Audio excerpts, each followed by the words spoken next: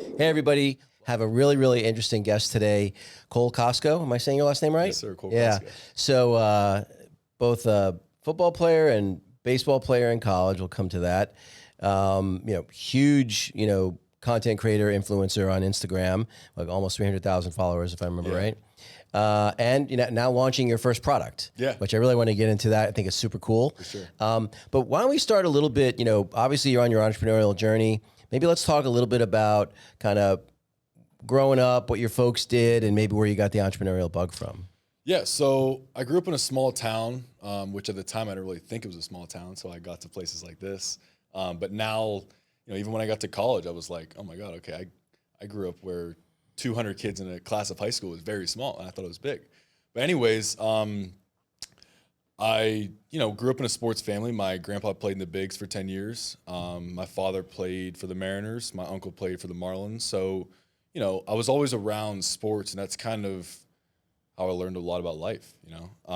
Baseball taught me a lot. So my parents always pushed me to go play every sport I could. I was 10, I was playing 6 sports at a time. And then once I got to high school, I started to focus more on football and baseball, especially football, because I started my freshman year when I was 14. And I kind of realized that, okay, maybe this is my calling, where, I think I'm pretty good at it. And then I'm young too. So I started to focus a lot on that, got recruited highly with that, kind of pushed baseball aside. And once I got to college, I ended up, playing football in college. My freshman year, I played at Cincinnati quarterback. And I realized, I was like, shoot, I might have made the wrong decision. Just because it was, since I was a kid, I was like, I want to be like my dad. I want to be like my grandpa. I want to follow in their footsteps. And I thought I kind of jumped the gun a little too quick. So I was calling my parents one day. I was like, I'm done. I want to play baseball. And they were still like, to this day, they bring it up. They're like, we'll never forget. We thought you were losing your mind. Right. And they were like, you work so hard with football, all this different stuff. They're like, you don't even love baseball. You're not going to work hard. I said, Mom, it doesn't matter what I'm doing in the world. If it's competitive, I will work the hardest in the world at it. It doesn't matter. Football was just the tool I used to try to become the best. That's just my competitive spirit. But so I switched to baseball. Ended up, transferring a few times, went to a junior college to finally get back in the groove of things. And then ended up playing Division II baseball. But, didn't end up working out, didn't reach to my goals of the big leagues. And that was kind of the story of my entire college, is failures and like learning how to deal with failing. And I always say to this day, like once I finished up with that, thank God it happened the way it did, because if I'm not going to make it, I'd rather it be a terrible, brutal, growing experience where I could get to the point where, okay, I did get something from that. Yes, I didn't get my ultimate goal. I didn't go to the big leagues. I didn't play in the NFL, but I gained so much from that now I'm a tough person. I'm an experienced person for 24 years old. And, I have work ethic that failing in sports teaches me. It's funny. We talked a little bit about this over lunch the other day, but I was a very good high school wrestler and a very mediocre college wrestler, and same thing. Like I gave it everything I had. I just didn't have enough natural ability, and you can frame that as a loss if you want to, but ultimately, for me, it's like, yeah, maybe if I had a little better coaches or if I'd been a little bit more focused, maybe I would have done a little better. But I was never going to be national champ or All-American or something like that.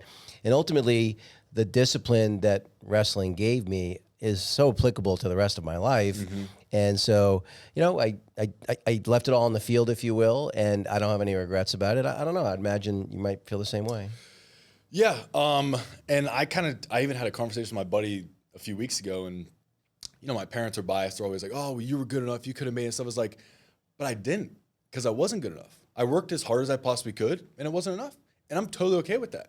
If I wouldn't have worked hard and I would have said, oh, I could have worked harder, I was talented enough to make it to the big leagues or make it to the NFL, then I would have beat myself up about it. Right. But I gave it all I got, and I genuinely am okay with accepting that I'm not as good as that person in the NFL or that guy in the MLB. I'm okay with accepting that, I think people don't understand too, like, in their head, they're thinking, oh, it's like the 5% best. No. It's like 0.0001% are good enough to play any professional sport. maybe not the WNBA. And but, it takes luck, and it right. takes things to go your way, and Yeah. a bunch of stuff like that too. And some of it is pure genetics, just Yeah. fast twitch muscle fibers and eye-hand coordination and stuff like that. Well, so now do any of your folks that played in the pros, do they like have a baseball card? Oh yeah. Oh, that's pretty cool. Yeah. So my grandpa, replaced Mickey Mantle, led the Dodgers in RBIs and home runs. He was technically the first pick overall in the draft. wow. So he played, about from 65 to 75. And in that year, he came out of high school from Struthers, Ohio, and there was no draft. But he signed for the most out of anybody, out of any college kid, high school kid. So if there was a draft, it would be, obviously the first player gets the most money. So yeah, a crazy talent. That's pretty cool. But yeah, they all their cards and stuff. We have all their stuff. We'd actually, funny story, we'd go, my cousin plays ball too. So we would go in the basement. We'd be like, Papa, can we go get a baseball bat? To hit BP. This is like a few years ago, not too long ago. He'd be like, yeah, go in the basement in the one room. So we'd go in, there'd be like, like 20 bats against the corner. We'd grab them. We'd be like holding it, and it'd say like Pete Rose. We'd be like, oh yeah, let's not use that one. We'd grab another, it'd be like Johnny Bench. We'd be like, all right, let's find one that we could use. Yeah. Well, so I just have to ask, I do want to talk about the business stuff, but I'm just pure curiosity. My dad coached my Little League baseball team, but he wasn't anywhere near playing in the pros. Mm-hmm. I was better than he was. So I'm just curious, like, did you have like any of your family members like coaching your Little League team? Yeah. So my dad always coached me. But he did such a good job, and he always actually brings up this point. One time I was 10 years old, and we're leaving practice, and he was like, I looked at him, I was like, Dad, if you keep being so tough on me, I'm done. And he's still to this day, he's like, I'll never forget that, because like it meant so much to him. Like, I had to be good, and he realized like it's not as important as he thought it was at that time. You know what I mean? But obviously learning from him, it helped. It gave me an advantage to other players. But he did such a good job of realizing that, like, this isn't life. Baseball's not life. It'll come to an end. And when it did come to an end, it was nice to have him there saying, like, yeah, I've been there. I've been there where I was sitting in the coach's office, and he said, hey, you're not good enough. So we'll see it. And I've been there too. So to have someone that's been in the same room as you, that part of it helped a lot, Yeah. Well, so then you make that transition, because if I remember what you were telling me, a lot of the folks in your family had been entrepreneurs too. Yeah. After their careers. And so is that where you got the entrepreneurial bug, where you knew you wanted to do something? Because, ultimately your identity, I'm guessing, for most of your childhood was as an athlete, quarterback, 14-year-old, starting quarterback of your high school. Yeah. Right. Awesome baseball player with a lineage that most people can only dream of. Mm-hmm. That's your identity for, the first 20-something years of your life. Yeah. And now all of a sudden it's not. Was that a hard transition for you? Honestly, you would think it'd be harder. And for some reason it wasn't, because my entire life it was like, I am a football player. And then it was like, I'm a baseball player. And ever since I could remember, my grandpa always said, you're more talented than me. So to feel that pressure of like, okay, I'm more talented than you, I got to go do what you did. It subconsciously was a lot of pressure for me. I never admitted it. I even had coaches in high school say like, we know you feel a ton of pressure. I'm like, I don't feel pressure from my family or something. Yeah. But looking back, I did. I felt like I had to be as successful as them. But for some reason, once it did come to an end, like I said, when I switched from football to baseball, whatever is in front of me, I just work as hard as I can at it. And I become so focused on that it's hard to dwell on the past or what didn't work out. Well, so then, on your entrepreneurial journey, you built up, by the way, since, I got introduced to you, I've been watching a ton of your content. Mm-hmm. It's really terrific. Like, thank you. As someone who's really into health and fitness, biohacking and stuff like that, it's like, I love the content. Where do all your ideas? It seems like there's a lot of content, and it's really all really good. Yeah, honestly, I started out kind of just throwing everything at the wall and seeing what works, what I enjoy to make, and what my audience enjoys. There's between me working out in the gym, me talking about food, doing even like comedy gym stuff, not like too much comedy, but regular stuff. And I realized that the fitness industry speaks a lot about, you have to be eating a steak on a wooden cutting board. You have to do this to be in shape. And it's done such it's had such a negative effect on the world, because, you don't have to look like a bodybuilder. You know what I mean? And I've tried to tell myself that too, where like we're being lied to about a lot of stuff, where we see all this people on Instagram, like they look so good and they eat so good. It's like, I don't know. I kind of want to take an angle at it where it doesn't matter if you have a Diet Coke. It doesn't matter if you drink a white Monster or stuff like that. It's not going to kill you. And there are chemicals in those drinks that, you know, potentially could kill you if you have an insane amount of them. Right. But they don't tell you the amount. They just tell you it could kill you. You know, same with caffeine, same with different stuff. Caffeine at moderate doses is actually healthy. I mean, there's guys like Andrew Huberman that says he drinks 800 milligrams a day. But you would hear from a normal person, they say, oh, caffeine's bad, you got to stay away. It's like, yeah, if you overdo it, it definitely is bad. So anyways, that's kind of the angle I want to take, is like allowing people to be humans and understand there's nothing wrong with, you know, eating fast food in moderation, or better yet, as we'll get talked to, you know, choosing a better option when you're at fast food, you know, and not kind of fearing food or fearing different drinks or anything like that, you know? So that's the angle I want to take at it. And I'm a very creative person, and I sat down and I always think of different ideas that I would be curious at like knowing, or maybe my dad would be curious at knowing. And I feel like if we would be curious, then a lot of people would. Like I remember I was watching this one video you had where you were talking about someone who eats, you know, 7 days a week, you know, 2,000 calories a day versus having like a cheat day on the weekend, and, you know, total calories is the same, but the body's response to it. I remember years ago, I was doing this Body for Life thing, like fitness thing. I think it was like 3 months or something like that. And it actually, you know, the protocol was you had 1 day a week, you know, usually you'd pick either Saturday or Sunday, where you were literally supposed to eat everything that wasn't nailed down. Yeah. So all the things you craved all week long, the donuts, the pancakes, whatever it was. And I don't know what the science behind it was, but my experience was, because it was just a 1 day a week, my body couldn't even process the calories. Yeah. It just seemed like it just ran right through me. And not only did it not decelerate my progress, it seemed to accelerate it, which surprised me. Yeah. And a lot of that has to do with your metabolism, where, you know, usually they suggest that you should do 48 hours to fully kind of reboot your metabolism back up a little bit. But again, it kind of just like, if you think about it like in a logical way, it's like, okay, our body knows how to survive. So if we're getting no food at all, we're going to burn less. It's not going to be substantially less, but we're going to try to burn less to hold on to all the nutrients we have. Right. If we're getting tons of food, we're going to burn more. So it kind of just like that, it's called like a refeed day or a refeed weekend.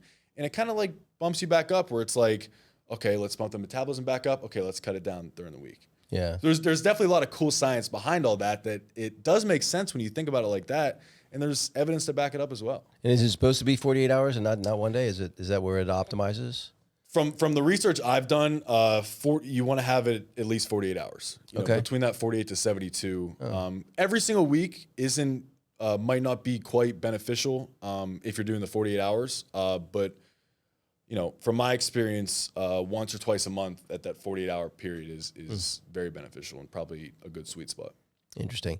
So let's pivot a little bit to, you know, to your app and what you're doing there, because I think it's really cool.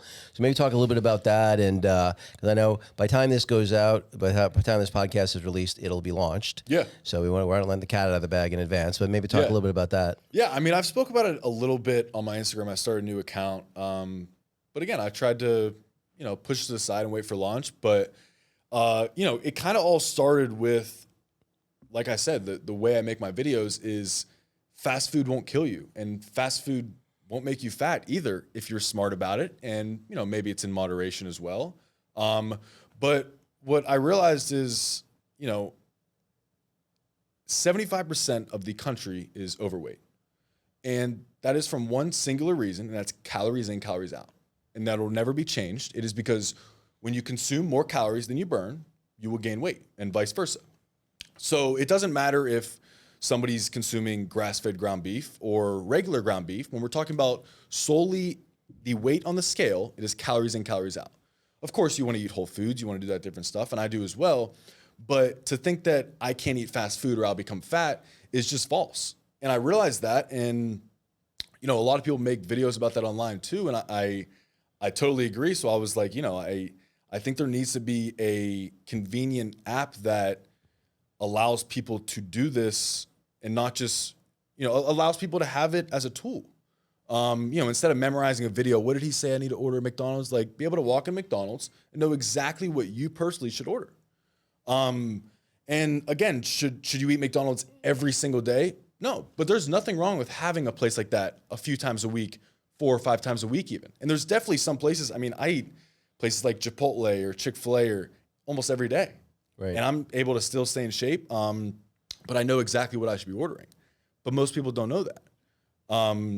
So it all stemmed from that idea. And then from there, I kind of wanted to just make it the best possible app in the world. And I spent the last 2 years building up my Instagram and gaining the attention to know that, okay, eventually I want to give this audience a product they will actually like. I see so many creators and stuff, sell out for these brands and sell out for different stuff and maybe a product that just benefits them financially. But I genuinely believe this product will benefit every user that uses it. And I know that because I will use it every day. Right. So if I know that, I'm obsessed with it and everyone I've showed with is obsessed with, like, oh my God, I want to use that every day, then I know it's going to be beneficial to everyone else. And even the feedback I've gotten from my emails and stuff talking about the app or talking about the guides I send out, people benefit from it. So I think it's going to be a really cool tool, and I think it's going to change lives. And that was kind of the thing that I wanted to do is I spent all this time gaining this audience. I want to give them something that will actually benefit a huge audience. I could train 10 people and be a personal trainer and change their life, but what if I could change the lives of millions or hundreds of thousands? I just think that's a lot cooler to be at that scale. So how do you think about goal setting? Because again, I think that it's useful to have goals, but I also think it's really important to understand the systems and the processes that are going to take you to those goals. Yeah. How do you think about that? I know you've got some pretty big goals for how many downloads you want and stuff like that. How do you come about coming up with those goals and then making sure you're staying on track? Yeah. So I think about this stuff a lot, and I hope I don't go too deep with this answer. Please. But I've always tried to set goals. And when I realized that setting big goals isn't very beneficial for me anymore, is when I set a goal, I want 100,000 followers. And I got to that point. I think I said it maybe in 2 years, I want 100,000 followers. And within like 4 to 5 months, I got to that point. And it felt so weird to me. It felt like I had this high goal that I was trying to reach. And once I got there, it was like, now what? And I was almost felt like empty. It was like I reached my goal. And the same thing happened in college too. It was like, I want to be a college football player. And I got to Cincinnati. I would never forget running out of the tunnel. There was, 45, 50,000 people in the stadium cheering like crazy. And I felt nothing. And it was because there was nowhere else to go. My goal was to play college football. And once I got there, it was done. So I realized, okay, I set these large goals. Sometimes I achieve them faster than I think I will. And then when I do, it kind of like, it sets me back, or I don't like how I feel mentally from it. So I want to, set these smaller goals that aren't the biggest thing in the world to me, and more so daily goals. So I actually watched this podcast the other day, Mr. Wonderful, where he talks about how Steve Jobs had 80% signals to noise. Yeah. It was unbelievable. I stopped the whole podcast. I said, this is the best thing I've ever seen. I don't want to watch the rest of the podcast. I just want to hold on to that. Because every day what I do is I have a checklist about 5 things every day on Notion. And my whole day is like, I need to do those 5 things. Once I do other stuff, once I'm trying to, even if it's a side business, that's a distraction to me. Those 5 things, accomplish those, and that's a win. And the whole title of the Notion is Win the Day. And that's it. And if I could win this day, I know I'll stack those up and I'll get to 100 times further than any goal I ever set for myself. So I try to set day goals. Of course, I have goals of 1 million downloads, 10 million downloads, but like those are just like in the side. I don't really even think about those. I just think about what can I achieve today. Yeah, I saw that exact same video and I had the same reaction. It's awesome. It's like, I think he says these are the 3 things you have to get done today. And I don't get me wrong, like my general process is, it just helps me sleep better. I come up with the night before whatever my short list of things. So I never had in my mind a number. Like some days it's 3, some days it's 6, whatever. But now, since I saw that video like 3 or 4 days ago, I'm making it 3. Because then what I do is I'm like, I can always accomplish 3 things almost every single day. And then what's nice about it is then 4, 5, and 6, they just feel like gravy. Yeah. It's funny so there's this guy I listened to, Scott Adams. He was the original creator of Dilbert, the cartoon. Oh, okay. But he's a super smart guy. He's written a bunch of books about, some are philosophical, some are about, and he actually talks about having systems versus goals. And so he gives the example of if your goal is to write a New York Times bestselling book in 6 months, that's one thing, as opposed to say, I'm going to write from 6 to 8 a.m. every single day, I'm going to write at least 1,000 words. And it could be total shit, doesn't matter. But every single day, he's like, I will get further in the goal by doing the process of 1,000 words a day, every single day for 6 months, as opposed to having the goal. Yeah. And so what I've tried to do is kind of do a mix of both where, like in your example of, hey, you set a goal for a year to have 100,000 followers, I might do the same thing. But then what I do is I have like every quarter I revise them, right? Because like you said, if I'm getting there faster than I thought, which happens less frequently for everybody, I think. But you do occasionally have it happen faster than you think, and then you can scale that goal up and be like, okay, maybe it needs to be 300,000. Yeah. And I think that's just a smart, strategic way to achieve something too. It's like, let's say my goal is, to play in the big leagues or to have 10 million downloads. It's like, that's so crazy to even process. It's like, where do I even begin? Yeah. Where it's like, okay, there's 4 things I need to do each day. I need to, make the features better. I need to make the design better. I need to do better job of marketing. I need to make the functionality, like different stuff. I have these like 4 or 5 things.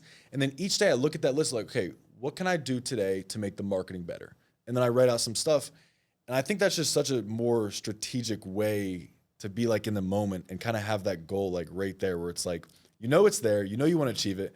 But looking at that 10 million downloads, like what's that do? I can't process that number, but I could process getting 1 download today or 10 downloads this week, When I've never heard this, but I think Michael Phelps talked about it, but also have a bunch of other gold medal winners where, there's a very high percentage of people that within 6 months of winning their gold medal in the Olympics seriously contemplate suicide. Really? Because they're like, I've spent since the time I was 4, I've been in a swimming pool 7 days a week, 4 hours a day, and that's it. Yeah. You know what I mean? Like, it's sort of like, okay, I got it, and now what? Yeah. I saw this valedictorian speech. I guess when he was in 11th grade, he realized that he might be able to be valedictorian. He was in the top 3 people, and so he buckled down, and he got it. And his valedictorian speech was basically that he shouldn't have. He goes, I felt great for about 15 minutes, but I think of the parties I didn't go to, the friendships I didn't invest in, the sports I didn't, whatever. And he's like, it wasn't worth it. He's like, top 3 should have been good enough. And I think that sometimes winning can get in the way of living. I totally agree. And I think I've kind of had some moments to myself, even this past like few weeks, is where I kind of thought to myself, I'm like, okay, for body goals and stuff, I'm like, okay, there's 2 paths for me. Let's say one is I eat and live like a bodybuilder and I'm, 9% body fat. Right. Miss out on so many opportunities, miss out on meeting people like you, miss out on all this stuff because I stay in and just eat chicken and rice every day. Right. And then the other one, I'm about 12% body fat. I still work hard. I still eat well, but I don't say no to opportunities. I don't say no to going to Moxie's and having a meal or doing fun stuff with my friends. And I sat there, I said, one, would the average eye even notice the difference between me 12% body fat and 9%? And the answer is like, probably not. Yeah. Would I notice a difference in my enjoyment of life, which is the most important thing? Would I notice a difference in that? Yes, completely. So I was like, why am I keep choosing that path? I'm not a bodybuilder. I shouldn't live like one. I should still take care of myself, and I do, and I, really work hard at keeping myself in shape and stuff. But I think there's a certain balance, like you said, that it's like, you need to enjoy your life as well and know that to not go too far on that spectrum. Yeah, I know that as I've gotten older, I think about training in the exact opposite way that I used to. Like, to me, when I was younger, I was like, well, if working out for 2 hours is good, then 4 hours is better than that, and 6 hours is better than that. I mean, I was like psychotic. I overtrained all the time. Yeah. Now it's like, how can I shrink my workout time to the smallest amount possible while still keeping my muscle mass, while still keeping my VO2 max decent? And again, like, to me, I wish I was going between 9 and 12%. Now it's more like going between 15 and 18%. But for me, it's the same argument, which is I could maintain probably 12 to 15% body fat if I wanted to, but I'd have to sacrifice way too much. Yeah. And again, it's my blood work's still going to be great. My VO2 max is still going to be great. And I'm not getting on stage anytime soon. Exactly. Yeah. And then it's like, is that 3% of body fat more important than all of these experiences you're missing out of? And then it's easy. And then I look at that, I'm like, no, not at all. So there's my answer. Well, even like I look, if you know Brian Johnson, the Don't Die stuff, and him. I mean, even if I could live forever, if it required me to go to sleep at 8:30 every night and to spend 12 hours of every day doing nothing but measuring my biomarkers and doing, that's not living to me. Exactly. I totally agree. Yeah. But I think people have such a hard time, because I think in order to get where you want to be to start with, it frequently does require a level of intensity and sort of, meticulousness. Like if someone's, say, 25 or 30 pounds overweight, trying to get yourself healthier. Yeah. But once you hit your goal weight, maintaining is so much easier than getting there. And I think people have a hard time kind of, changing gears when it comes to that. They either go too far one way or too far the other way. And in my experience is people that are a little too strict, sometimes then the wheels just come off because they can't deal with it being so strict. Yeah. And that was kind of the point that I didn't touch on, is when I first had this conversation with my buddy, I was like, there's 3 paths. There's the bodybuilder path. There's the, perfect path of enjoying life and having the balance. And there's the path of letting myself go. And that path is very bad as well. I think the path that 75% of Americans are on. Yes. And I think that's, everybody should strive to be in shape and take, it's just a self-respecting to take care of yourself. But for people that, like I spend a lot of my time training and doing different stuff, I have to tell myself, okay, stay away from that side a little bit and try to be more centered, Like I do a Tabata workout, and then there's another one. I think they call it the Norwegian 4x4 or something like that. So the Tabata is just 4 minutes. So it's basically you go 20 seconds as hard. Rowing machine, you can do it on a cycle, whatever. But you go 20 seconds as hard as you can possibly go, like all out sprint, and then 10 seconds you're basically going as slow as you can possibly go, and you do it 8 times. Wow. So it's 4 minutes total. But the science I've read is that workout will do more for your VO2 max and your overall both anaerobic and aerobic fitness than a good 60-minute run will. Yeah. It's 4 minutes. You can always find 4 minutes. Exactly. And then, and that eliminates the excuses where it's like, who doesn't have 4 minutes a day? Yes, is that the most fun 4 minutes of your life? It Probably sucks. not. But but that eliminates the ability to say, I don't have time to work out today, or I couldn't do this. And it doesn't, just like you said, you don't have to go to a nice gym and lift heavy weights and all that stuff. It's just the moving. I preach to my dad all the time. I'm like, you don't have to do the best bicep exercise.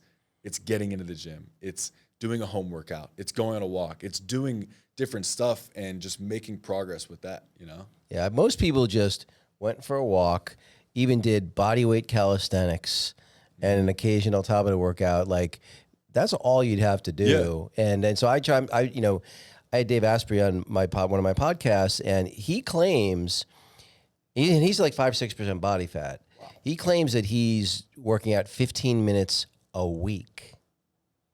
15 minutes a week. So I haven't dug in yet because I'm like, okay, I got to understand this. Yeah, but he claims that he's working out 15 minutes a week and he's ripped. And he used to be over 300 pounds. What's his diet look like? His diet's pretty good, but it's not crazy. In fact, he has a whole bunch of content out there where he talks about ways to like mitigate the impact of drinking alcohol and mitigating the impact of having sugar, and so he's not a purist like someone like Brian Johnson is. He's much more about, hey, here are things that you're going to do, and here's ways to mitigate that damage. Yeah. And so, he's super scientific about it. In fact, he's got this thing I'm probably going to do. It's expensive. It's like 22 grand or something, but it's called 40 Years of Zen, where they basically like hook you up to all this biofeedback stuff and put you in this pod, and they're measuring some crazy shit. Wow. But it's like, that guy is really, really interesting. And he's doing so he's got a franchise called Upgrade Labs, where it's like sort of high end sort of health and fitness optimization. Mm-hmm. And then he's got the 40 Years of Zen, that's more mindfulness type stuff. Oh, okay. So wow. Do you do much on the meditation side, mindfulness side? I should. When I was playing baseball, I did a lot. But I really should now, because I've noticed ever since I got into social media where it's like I'm constantly needing that. Like it really, what it really does to you is you get so used to that dopamine of like, okay, post, this goes viral, check my notifications, all these, like, you get so used to that constant rush. And I've noticed it's so bad for my mental health where my brain never shuts off.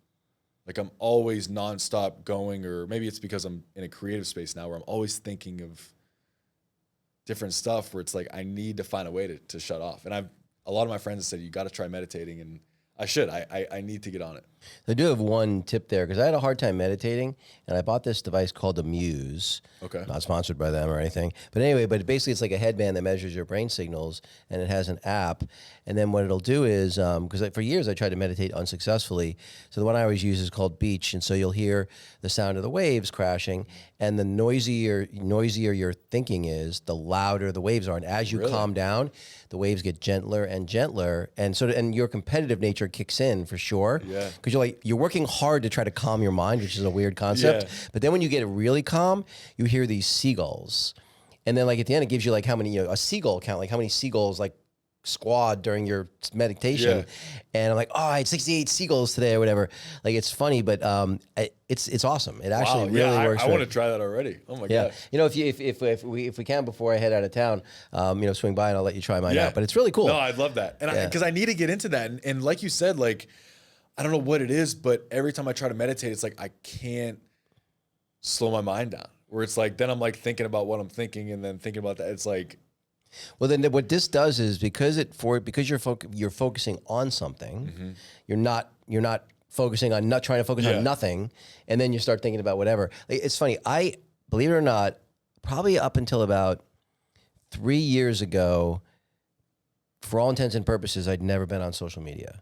Really? I mean, like Facebook, I posted some pictures of a wedding I went to or something, but for the most part, like scrolling with it, people would be like, called like, doom or death scrolling or whatever. I'm like, I didn't know what they were talking about. Yeah.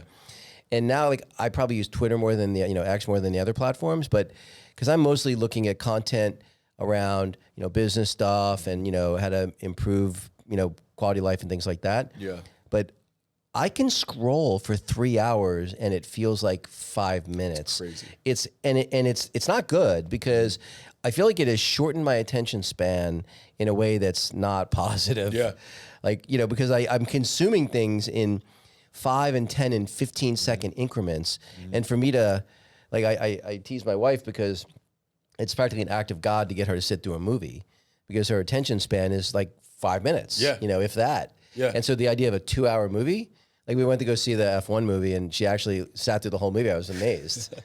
Yeah, it's crazy what it's doing to our brains and stuff. And I mean, I'm on the other side of it where it's like, okay, how long can I get you to keep your attention for those 15 seconds? So like my goal for my first year is, okay, I want to gain this audience and stuff. How long can I get their finger to keep like this and not go like that? That was like my goal for the whole year.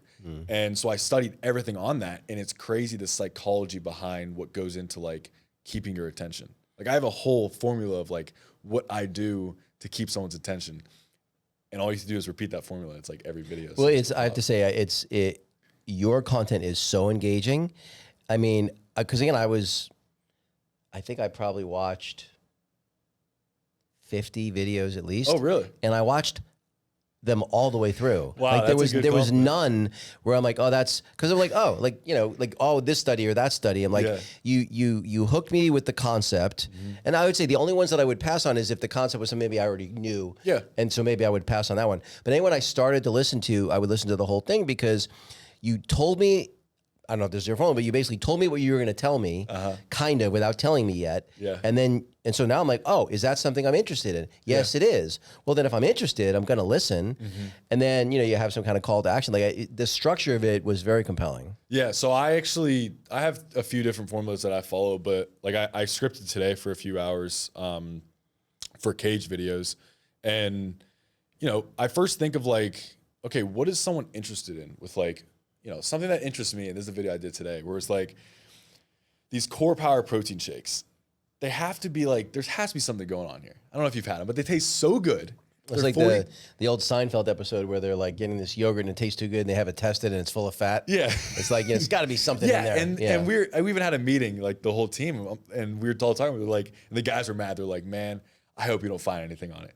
And I already knew what it was, and it's nothing bad. But basically, I thought to myself, okay, this is too good to be true. So let's dive into it. And it uses a different protein. It uses milk protein, which is fine, but it's not ideal to have right after your workout. What you want right after your workout is like a whey protein isolate because it's fast digesting. So you want to repair those muscles right away. So I dove into that and I kind of started the video with saying like, are core power protein shakes as beneficial as whey protein? Or what's the catch? Or I can't remember what the hook, but basically I piqued your curiosity loop. And that's what I call it. It's like, make you wonder, like, are they too good to be true? Like, is there something wrong with them? And then I pull in a study, which I call it a third-party authority. Like maybe it's like, and Stanford did a research on this. So then you're like, okay, I trust this opinion now because like, I don't know, I'm humble where it's like, what's my opinion mean? Like, I'm very smart and I study this stuff a lot, but at the end of the day, if you don't know me, it's like, who's this guy? Like, I trust Stanford, I trust Harvard, I trust this study that was backed up by evidence, and that's what I trust. I've always been drawn to those kind of videos where it's like, this research study proved this, I know it's true because they did a research on it. So I've always been drawn to that, so I want to use that in my content. And anyways, I bring up the third-party authority, and then I dive into all the science behind it and the reasoning, and then put kind of my spin on it. Should you have a core power shake? Yes, they're great, and throughout the day, they're great. But right after your workout, have the whey protein. Right. Well, the one that really caught my attention and quite frankly shocked me was, I forget how many. I think they said there were like 53 supplements that were tested, and then like which ingredients were in them, and something like 23 of them had zero of the biggest ingredient. And they're like, that can't be right. That's crazy. Like that's blew me away. And the craziest part is that video won't get pushed out on Instagram. Which that is, like you said, you thought about it, you're like, that's such an interesting thing. Right. And I even had a few creators. And important. Yeah, very. And I had a few creators comment like, man, this video is awesome. It's so unfortunate this won't get pushed out. And this is right when I posted it. Like they knew what was going to happen. I'm sitting there saying like, man, I thought this was one of the best videos I've created. Like it'll get pushed out, flops. Really? And I don't know, who knows the back end, what's that, but it makes sense because it hurts sales of whether it's TikTok Shop or these different supplement companies, but it's true stuff and it's scary to think about. And that's why I not to speak about Cage too much on this, but that's why I like Cage a lot, is because they're a reputable, trusted brand, and they're legit stuff. They're tested with everything. So I was drawn to that. Well, because I think I actually didn't even know. I forget what the brand was, but it was like third party tested or something. That's some labels have and some don't. Mm-hmm. What percentage of the sort of supplement products that are out there have that third party testing? I'd have to look. Ballpark, like is it 10%? Is it 50%? Maybe like 30%. Okay, so it's a pretty small percentage. Yeah, very low. Yeah, a lot lower than you would expect. Because the part that's amazing, and I forget the exact statistics, but it's something like the amount of money spent today on health, wellness, fitness, diet, exercise, today versus say like in 1975, right? So 50 years. It's now it's in the trillions or something, and back then it was like 1/100th of what it is now, and yet then 25% of the population were overweight and obese, and now it's 75%. Yeah. And it's like we're spending 100 times as much, and we're doing 3 times worse. Yeah. And there's so many factors that go into that. I've had this conversation all the time, and I think the largest part of it is how active we are. We don't, you think about now, we're so consumed on our phone. We're, we spend so much time at home, and since COVID, now everybody works remote, and all this different stuff is, you're not walking around, you're not doing different stuff. We have Instacart now. I don't walk through the grocery store anymore. Right. I just am sitting getting more work done while my groceries get delivered to me. So like all that stuff adds up. And I don't know, I wasn't around back then, but I think food's got a lot better tasting. So I think it's easier to consume more. Well, I mean, look, I think our food supply is fucked up. I mean, there's so much, hyper processed food, it's, it's hard. It's, you'll hear people, I don't know if if you watch the All In podcast, This guy, the Indian guy, Chamath, I think is his name. I can't pronounce his last name, but brilliant guy. But he was saying, and guy's a billionaire, so he spends I think he spends 3 months of the year in Europe. Yeah. And he's like, during those 3 months, I can't even keep the weight on. Because I eat basically the same foods that I'm eating in the U.S. They're just way less processed. Yeah. And you look at the ingredients for. You see this sometimes on social media. You look at the ingredients for, say a cereal in the U.S. and that same cereal in Europe. Yeah, and it's one so has different. 3 ingredients and one has 80 ingredients. You're like, okay, those 77 extra ingredients are probably not good. Exactly. I'd actually be interested to pick your brain on, at your age and how much success you've had, how much do you focus on health? I would say, how meaningful is it now to you after you've been so successful and understand the importance of it?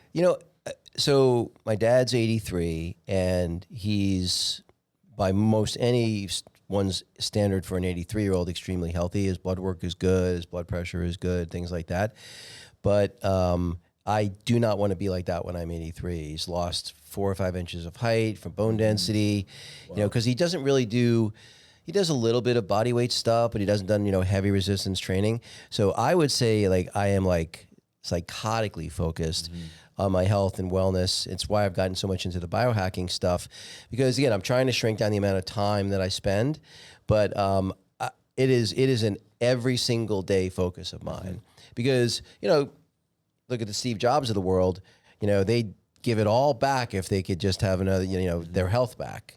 And, there was this, I saw it on Twitter, there was this monk and he said something something along the lines of, when you're healthy, you have a lot of problems. When you're sick, you only have one problem, and that's that you're sick. It makes sense, because when you do feel sick or something actually is wrong with you, that's the only thing you care about. If you've ever had a bad earache or a bad toothache, you can't function. Yeah. There is, and if you had to go to a dentist, whatever you want me to pay you, I will pay you to make this pain go away. Yeah. Right? There's some say it's $100,000 to take. You're You're I don't take care. it. Whatever. Take everything I have, because without that, you can't get anything done. Yeah. And I think that as you get older, it's so funny because everybody lives. I say that, but almost everybody lives like they're going to live forever, even though they know they're not.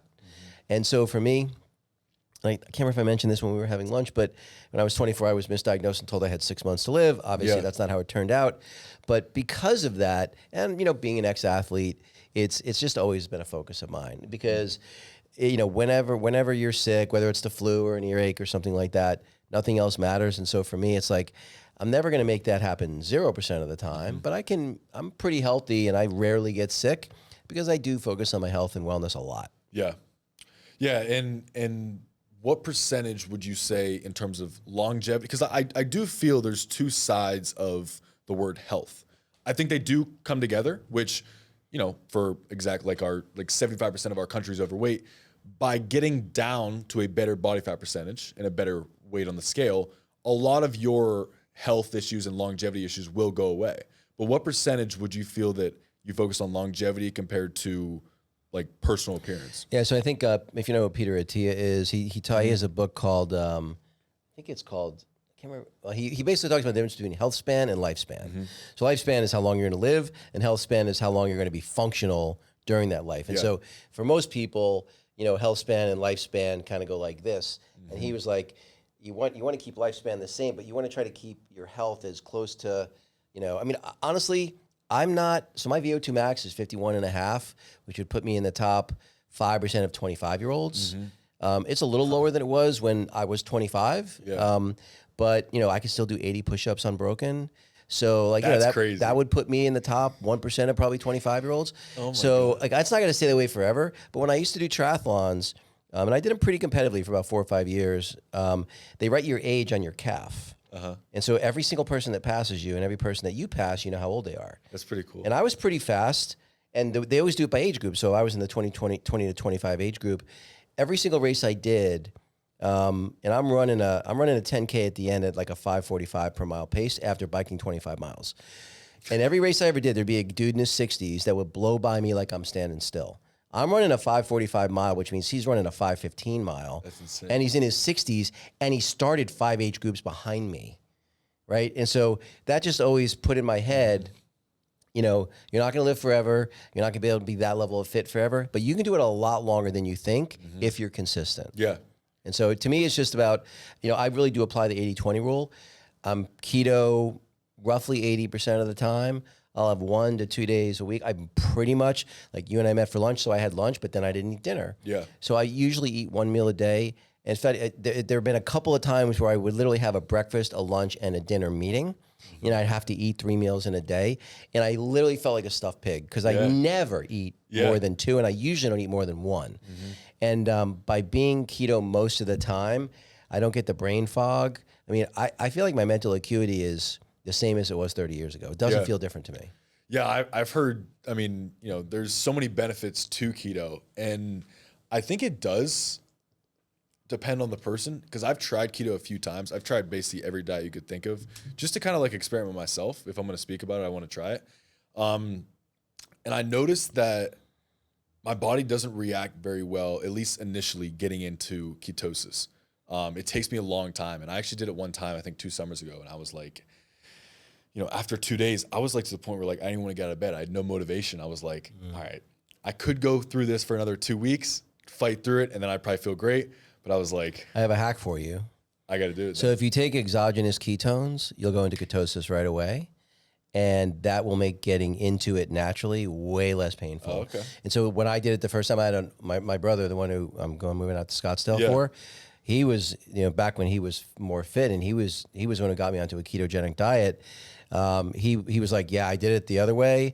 I felt like absolute train wreck for like 2 weeks.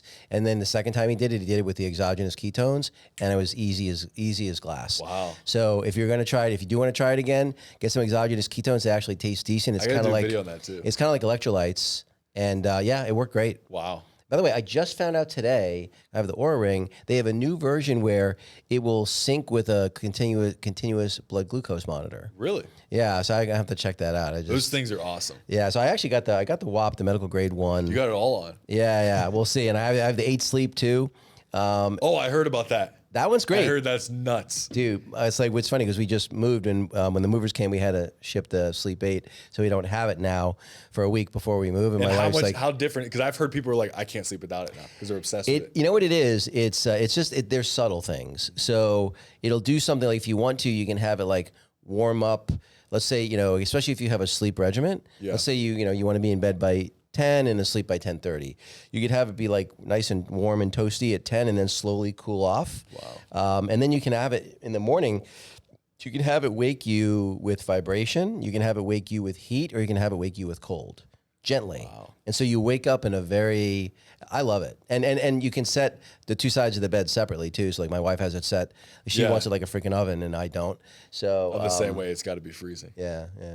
Wow. I got to try that thing. Cause you know, I mean, my dad always told me this too. He's like, never be cheap with the bed because you spend a third of your life there. That's what I'm saying. Like people, like to me, it's like your computer monitor or your computer, you should spare no cost. Yeah. Because you're spending, your entire professional life in front of those. I mean, I have like a $2,000 monitor. It's like, it's not even that big, but it's a beautiful curved monitor, and I love it. And I massage with a diaper, Same thing with the bed. The $10,000 on a mattress makes perfect sense if you're spending a third of your life in it. Exactly. If you kind of just like break down the actual cost of the amount of time you're using it, then it's like, oh, this is cheap. Yeah. As opposed to, you get some shitty secondhand mattress and you're not getting good sleep. That's the other thing that I will say I've learned in this last year, going to a bunch of these biohacking conferences, is if you had asked me to prioritize, you put in which order they were important, diet, exercise, and sleep, I probably would have put diet first, exercise second, and sleep third.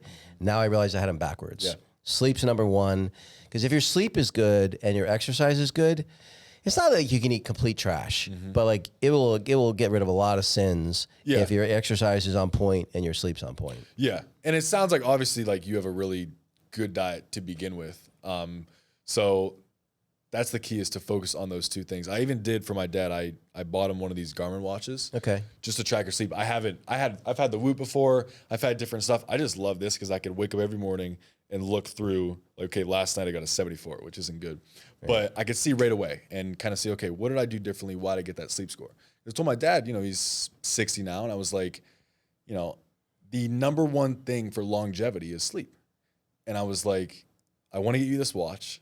I know it's expensive, this and that, but I know it'll benefit you. And again, what's $1,000 watch if it's going to add years or time onto your life? You know what I mean? Well, my dad actually had the Apple Watch that like notified him of a cardiac issue. Really? And he was able to deal with it. Like telling you, oh my like, God, stuff's because he's a pacemaker. So yeah. And then, you know, like you said, my dad is taking good care of himself. He was very overweight up until I was about 10. And then he lost all the weight when I was 10, and he's kept it off for basically 50 years. wow. So he's super healthy, you know, generally, but, you know, you get to that age, unless you're really going above and beyond, and doing those things like, you know, really putting the effort when it comes to resist. Like, I think resistance training is something that just people get, because I lifted my whole life. It's just second nature for me. But for a lot of people, lifting weights, especially lifting heavy weights, is just so foreign to them. If you've never been a real athlete, a football player, you know, a wrestler, whatever, you know, and that's not natural to you, it feels like it's not for the average person. And I couldn't disagree more.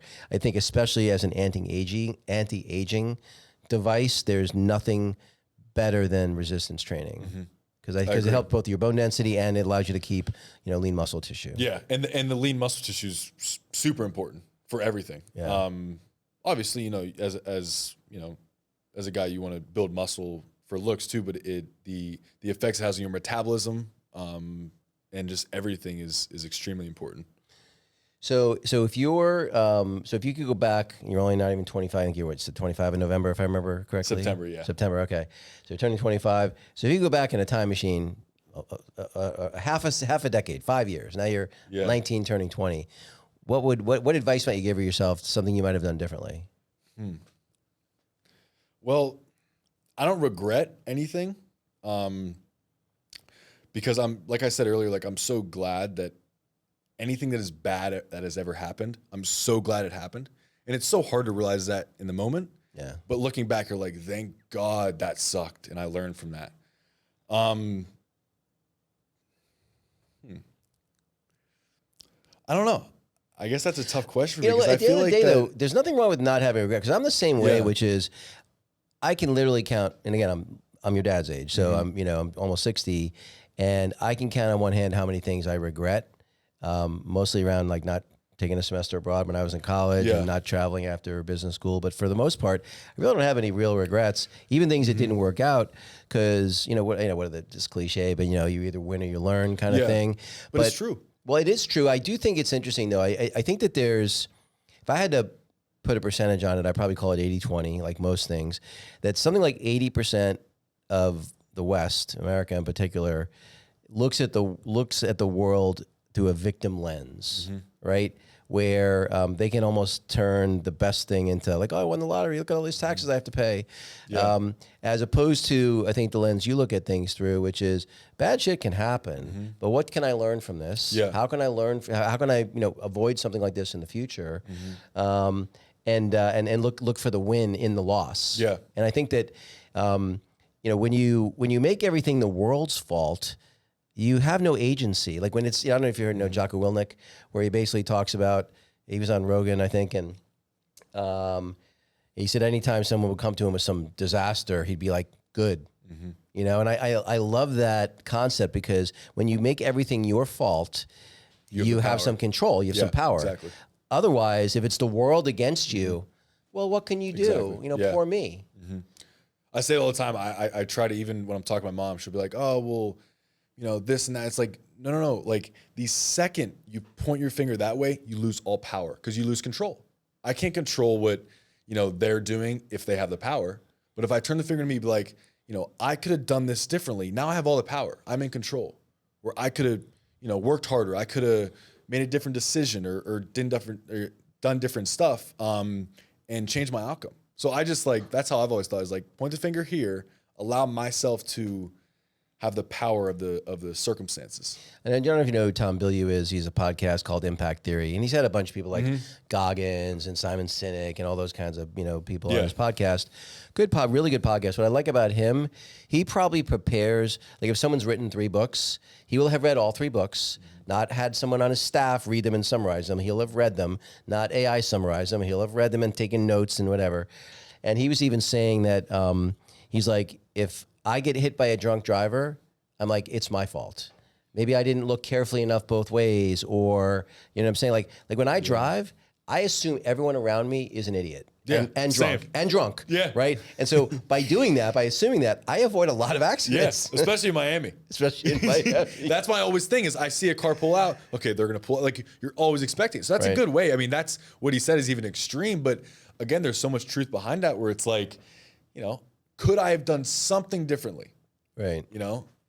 And yeah, that's... So you do seem to have a very mature attitude for someone as young as you are.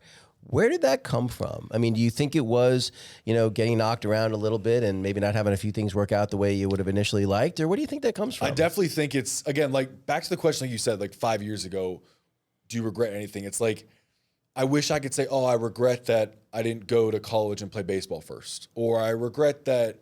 It's like, no, like what I'm doing now, I'm obsessed with. I think it's the coolest thing in the world. I would not trade with anybody. So therefore, everything that's led me up to this point, I'm so thankful for.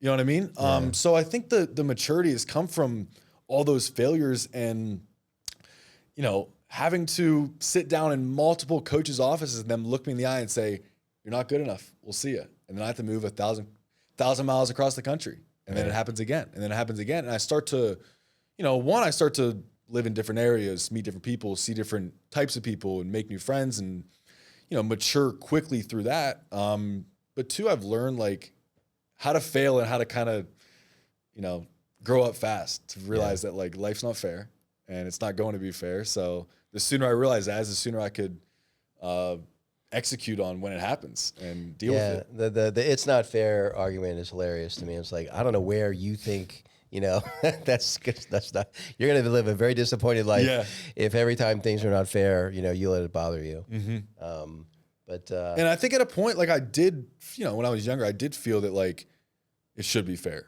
because I was young and unexperienced. And I got to a point where I was like, I'm learning it's not fair.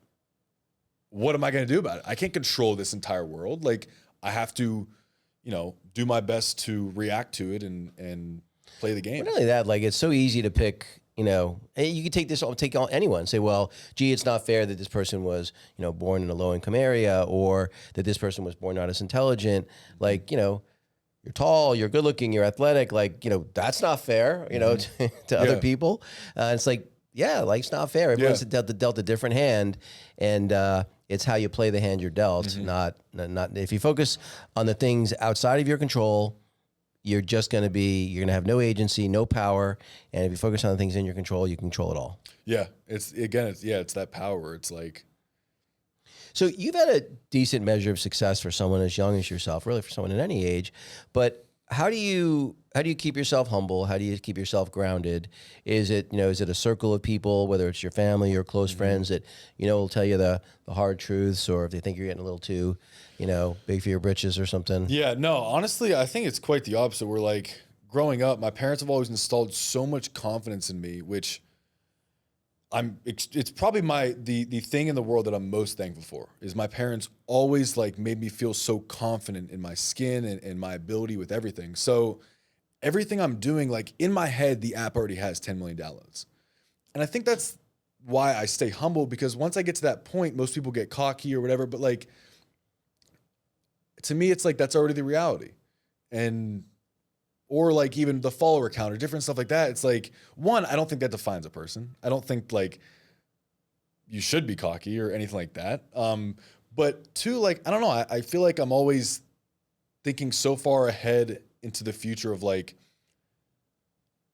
living like I have 10 million downloads or living like I have 1 million followers in terms of I need to create content like that. I need to do this. So when I hit that milestone, it doesn't change my personality or persona at all, if that makes any sense. It does. So now when you, again, being so young, how far do you even think into the future? Are you thinking, hey, in 5 years, in 10 years, in 20 years? Like, what's even the horizon you even are thinking on? Are you so in the moment and say, hey, maybe I'm looking 1 year out and that's it? Yeah. Like not far at all. Just because, like I said earlier, like, I would set a goal for this and I would reach it in 2 months. And I was like, man, now what do I do for the rest of the year? Right. Like that goal was supposed to be the whole year. It's to 100,000 followers. Right. Well, now I have 8 months left. So I don't think far at all because I think it ends up shooting me in the foot.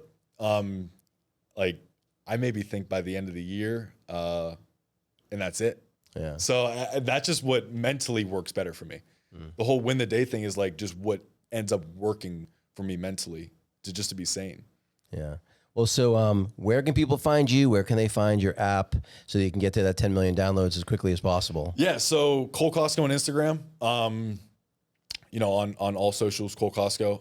And then Menufit is the name of the app. I've spent more money than I could ever imagine, more time than I could ever imagine. And it's something that I truly feel will change the world and change people's lives. So I'm excited for it. There's a team of 23 people working on it from 7 different countries. So it's all hands on deck to make it the best possible experience for you. And it's going to release, I think you said like in mid-August or? No, the plan is the 21st of this month. Oh, okay. So July 21st. Okay. Could be a week later, but that's the plan. Wow. Well, congratulations. And I know I'm definitely going to try it out. And I encourage everyone here too. So, Cole, I really appreciate you coming on. Thank you very much. It's a pleasure.